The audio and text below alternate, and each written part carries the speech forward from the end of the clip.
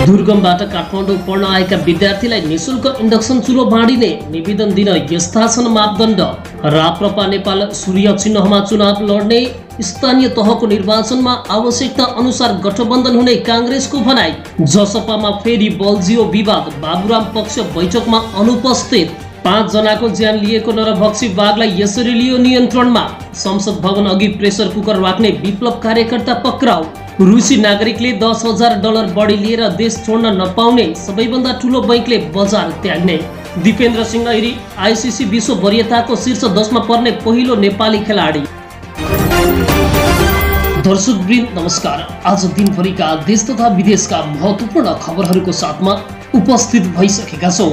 देश तथा विदेशका महत्त्वपूर्ण घटनाहरूको बारेमा जानकारी पाउनका लागि यो भिडियोलाई अन्तिमसम्म हेर्नुहोला र हामीलाई सब्स्क्राइब गर्नु भएको छैन भने सब्स्क्राइब गर्न नभुल्नुहोला र हाम्रो मेहनतको लागि एक शेयर गर्न पनि नभुल्नुहोला। अब समाचार विस्तारमा।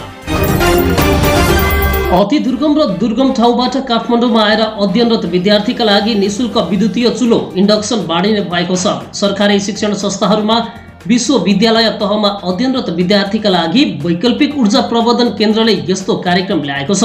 केन्द्रका वरिष्ठ अधिकृत कुन्दन पोखरेलका अनुसार काठमाडौँ उपत्यकाका सरकारी र सामुदायिक संस्थाहरूमा स्नातक र स्नातकोत्तर तहमा अध्ययनरत दुर्गमका विद्यार्थीहरूले निशुल्क इन्डक्सनका लागि आवेदन दिन पाउनेछन्। बिजुलीको आन्तरिक खपत बढाउन र खाना पकाउने ग्यासलाई विद्युतीय चुलोले प्रतिस्थापन गर्ने सरकारको उद्देश्यलाई सहयोग पुग्ने गरी केन्द्रले यस्तो कार्यक्रम ल्याएको हो। पोखरेलले भने पहिलो चरणमा माग विश्लेषण गर्ने प्रयोजनका लागि पनि निवेदन माग गरिएकाले कति संख्यामा इन्डक्सन बाँडिँदैछ भन्ने स्पष्ट छैन। वैकल्पिक ऊर्जा प्रवर्धन केन्द्रले निशुल्क इन्डक्सन लिन चाहने विद्यार्थीलाई निवेदन बुझाउन भनेको हो। यस्तो सुविधा लिन नागरिकताको प्रमाणपत्रको प्रतिलिपि र शिक्षण संस्थाको विद्यार्थी परिचय पत्र र सिफारिस मागिएको केन्द्रले सार्वजनिक सूचना मार्फत निवेदन माग गरेको हो। कमल थापा नेतृत्वको राप्रपा नेपाल स्थानीय तहको चुनावमा सूर्य चिन्ह लिएर उठ्ने भएको छ। बुधबार थापाथली स्थित नेकपा एमालेको केन्द्रीय कार्यालयमा एमाले र राप्रपा नेपालबीच चुनावी तालमेलको सहमति भएको हो। आगामी चुनावमा देशभरका तालमेल सम्भव भएका पालिकाहरूमा आपसी तालमेल गरेर उम्मेद्वार उठाउने सहमति भएको छ। राप्रपा नेपालले आफ्नो उम्मेद्वार नभएका ठाउँहरूमा एमालेका उम्मेद्वारलाई सघाउने र एमालेले राप्रपा नेपालका उम्मेद्वारलाई सघाउने सहमतिमा उल्लेख छ। दुई पार्टीले गरेको सहमति पत्रमा भनिएको छ, राष्ट्रिय प्रजातन्त्र नेपालका उम्मेद्वारहरूले सूर्य चिन्ह लिएर निर्वाचनमा प्रतिस्पर्धा गर्ने, निजहरू निर्वाचित भए पश्चात पनि राष्ट्रिय प्रजातन्त्र पार्टी नेपालमै आबद्ध रहने। बुधबार मात्रै नेकपा एमालेका अध्यक्ष केपी शर्मा ओलीले राप्रपा लगायतका दलहरूसँग चुनावी तालमेल हुन सक्ने बताएका थिए।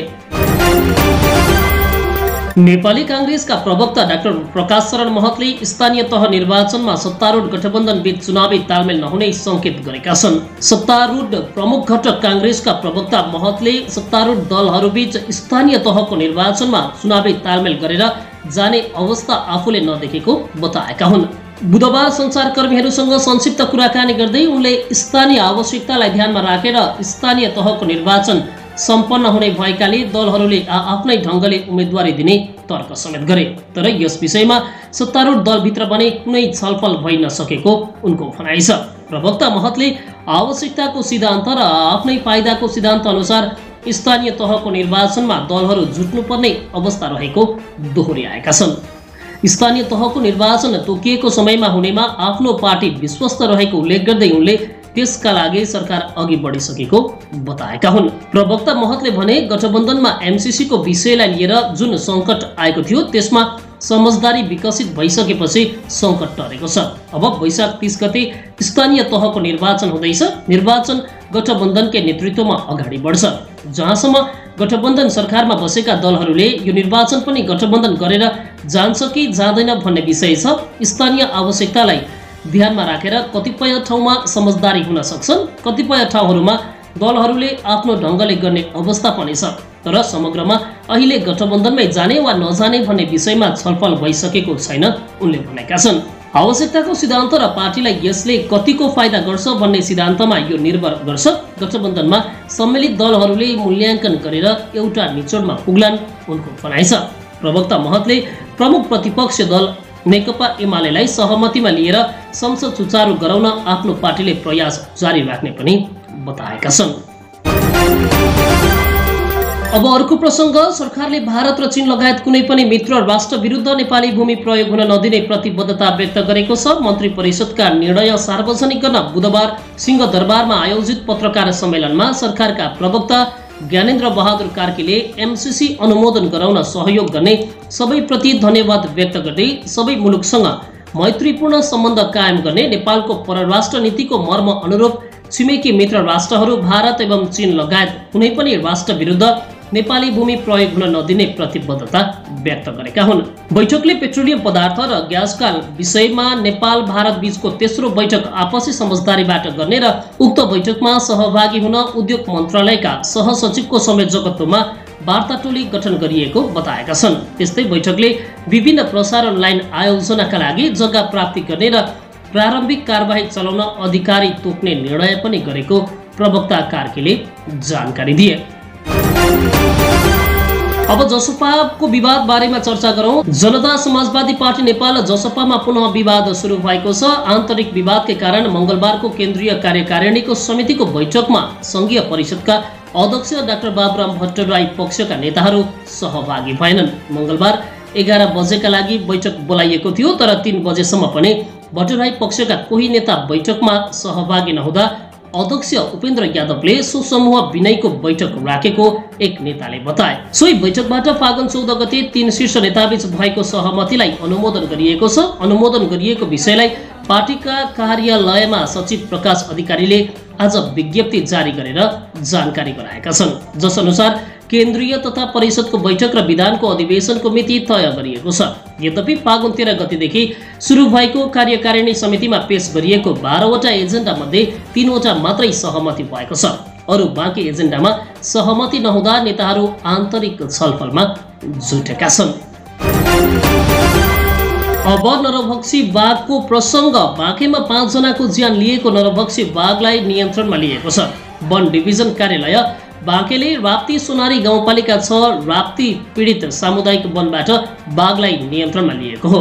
वन डिभिजन कार्यालय बाँकेका सूचना अधिकारी गणेश बहादुर खड्काले कार्यालयको जनशक्ति, नेपाली सेना, नेपाल प्रहरी, बाँके राष्ट्र निकुञ्ज र स्थानीय सामुदायिक तथा उपभोक्ता समूहको सहयोगमा बाघलाई नियन्त्रणमा लिएको जानकारी गराए।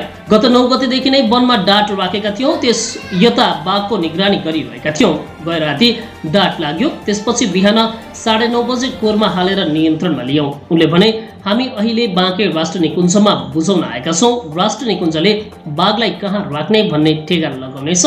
सोही नरभक्षी बाघको आक्रमणबाट 5 जना मानिसको मृत्यु भएको खड्काले जानकारी दिए।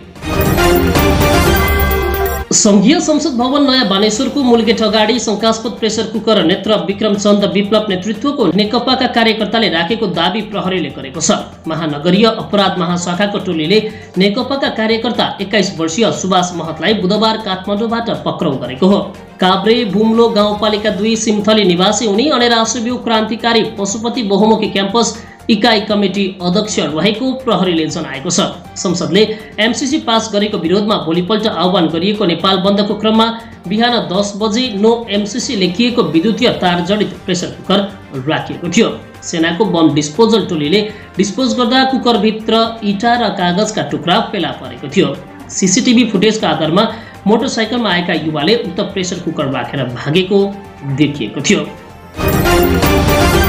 रुसी नागरिकले $10,000 भन्दा बढी विदेशी मुद्रा नगद लिएर देश छोड्न नपाउने भएका छन्। राष्ट्रपति पुटिनले 7,500 युरो बराबर नगद हातमा लिएर कुनै पनि नागरिकले सीमा पार गर्न नपाउने निर्देशन दिएका छन्। पुटिनको यो निर्देशन बुधबारबाट लागू भएको छ। पश्चिमी राष्ट्रहरूले लगाएको प्रतिबन्धका कारण रुसको अर्थतन्त्र कमजोर भएको छ, जसकारण रुबलको मूल्यमा गिरावट आएको छ। रुसको सबैभन्दा ठूलो बैंक स्बेर बैंकले युरोपियन बजार त्याग्ने घोषणा गरेको छ। रुसको सर्वाधिक ऋणदाता रहेको स्बेर बैंकका सहायक बैंकहरूले ठूलो संख्यामा नगद बाहिरिँदा समस्या भोगिरहेको अवस्थामा यस्तो निर्णय गरेको हो। मंगलबार युरोपियन केन्द्रीय बैंकद्वारा स्बेर बैंकको युरोपियन शाखालाई बन्द गर्न आदेश दिएको थियो। अब एप्पलको प्रसङ्ग। एप्पलले रुसमा आफ्नो सबै सामग्रीको बिक्रीमा प्रतिबन्ध लगाएको छ। रुसले युक्रेनमाथि आक्रमण गरेकाले एप्पलले यस्तो गरेको हो। कम्पनीले आफू शान्तिको पक्षमा रहेको र रुसले गरेको आक्रमणलाई सहयोग नगर्ने भनेर आफ्नो प्रोडक्टहरू पनि बिक्री नगर्ने बताएको छ। कम्पनीले रुसमा एप्पल पेको सपोर्ट पनि सीमित गरेको छ। एप्पलले गुगल जसरी नै युक्रेनका म्याप प्रयोगकर्ताका लागि ट्राफिक डेटालाई डिसेबल गरेको छ। गुगल, मेटा र अरू टेक कम्पनीहरूले रुसमा आफ्नो सेवा बन्द वा प्रतिबन्ध गरिदिएका छन्। एप्पलको सन् 2020मा रुसबाट मात्रै $2.5 बिलियन आम्दानी गरेको थियो र यस्तो देशमा प्रतिबन्ध लगाउनु एप्पलको लागि पनि ठूलो कदम रहेको छ। अब अन्त्यमा एक खेल प्रसङ्ग। नेपाली क्रिकेटर दिपेन्द्र सिंह ऐरी अन्तर्राष्ट्रिय क्रिकेट परिषद आइसिसीको विश्व वरियता क्रममा शीर्ष 10मा पर्ने पहिलो नेपाली खेलाडी बनेका छन्। विश्व क्रिकेटको सर्वोच्च संस्थाले सार्वजनिक गरेको नयाँ वरियतामा दिपेन्द्र T20 फर्म्याटको अलराउन्डरतर्फ शीर्ष 10मा हटाएका हुन्। कुनै पनि नेपाली खेलाडी आइसिसी वरियताको टप 10मा परेको यो पहिलो अवसर हो। उनी T20 अलराउन्डरतर्फ वरियतामा कुल 152 रेटिङ सहित 10औं स्थानमा छन्। यो वरियताको पहिलो स्थानमा अफगानिस्तानका मोहम्मद नाबी छन् भने शीर्ष 20 भित्रै भारतका कुनै पनि खेलाडी परेका छैनन्। दिपेन्द्रले यो वरियतामा अस्ट्रेलियाका मिचेल मार्स र श्रीलङ्काका हमसरङ्गा जस्ता विश्व स्तरीय अलराउन्डरलाई पछि पारेका छन्। दिपेन्द्र ब्याटिङतर्फ पनि 38औं स्थानमा छन् भने नेपालका ओपनर कुशल भुर्तेल 36औं स्थानमा छन्। नयाँ वरियतामा कप्तान सन्दीप लामिछाने बलिङतर्फ 38औं स्थानमा छन्। हवस् त दर्शकवृन्द, आजका लागि हाम्रा समाचारहरू यति नै रहेका छन् र यस्तै दैनिक नयाँ समाचारहरू हेर्न अनि सुन्नका लागि हाम्रो च्यानललाई सब्स्क्राइब गर्न नभुल्नुहोला। भोलि पनि यही समयमा हाम्रो भेट हुने नै छ। तबसम्मका लागि बिदा चाहन्छौँ। नमस्ते।